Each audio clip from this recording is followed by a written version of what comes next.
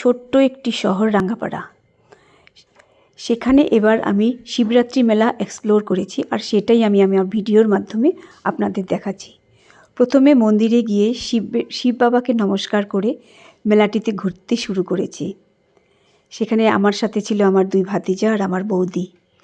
25 বছর পরে সেই মেলাকে আবার এত সুন্দরভাবে উপভোগ করেছি, আর এটা আমি আমার ক্যামেরায় ভিডিও বানিয়ে আপনাদের দেখানোর জন্য এত আনন্দিত, এক্সাইটেড ছিলাম, আমি আমার ভাষাতে বোঝাতে পারছি না।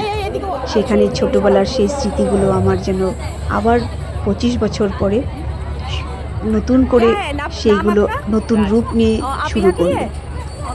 সেখানে দেখতে পেলাম একটা ছোট্ট বাচ্চা তার মার সাথে এ ধরনের জিলেবি, ভুজিয়া, নিমকি সেগুলো সেল করছে, আর এত সুন্দর তার ব্যবহার, সেটা সত্যি মুগ্ধ হওয়ার মতো। আর এই যে ভাবিজি, সেও খুব ভালো এক মহিলা। আমরা সেখান থেকে কিছু জিলিপি কিনলাম।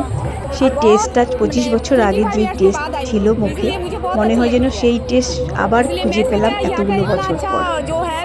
এত সুন্দরভাবে এবার মেলাটাকে সাজানো হয়েছে, শুনে কত বছর ধরেই শুনছি খুব সুন্দরভাবে মেলা হয়, কিন্তু আমার সেটা যাওয়ার সম্ভব হয়নি।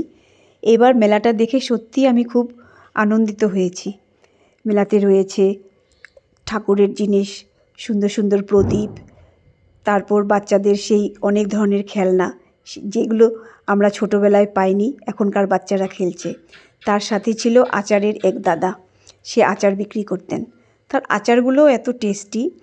মেলা 15 দিন ধরে সেই মেলা চলে। মেলাতে অনেক ধরনের জিনিস দেখা যায়, ছোট্টবেলার সেই ঘট যেখানে আমরা টাকা রাখতাম, তারপর সেই প্লাস্টিকের ফুল, ঝোলনা, অবশ্য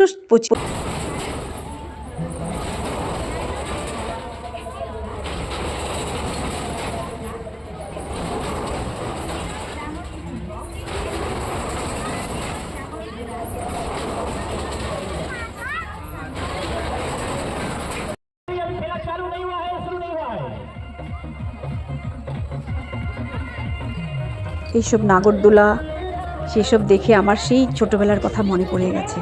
যদিও এখন এগুলো সব কিছুই পুরনো, সব জায়গাতেই যায় এই ধরনের মেলাগুলো, কিন্তু আমাদের সময়কালে সেসব যখন ছিল না, মনে হচ্ছে আমার যেন আবার ঠিক ছোট্টবেলাতেই চলে যাই, সেইগুলো উপভোগ করি। আপনাদের এক্সপিরিয়েন্সটাও শেয়ার করবেন, আমার চ্যানেলটিকে লাইক করবেন, শেয়ার করবেন, আর সাবস্ক্রাইব অবশ্যই করবেন।